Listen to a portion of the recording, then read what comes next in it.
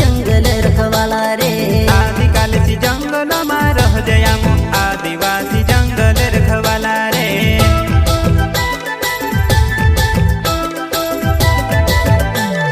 जल जंगल जमीन काज पूजे रे आदिवासी दुनिया ने रखवाला रे। बाप देव खतरी काज पूजे रे आदिवासी सबसे निराला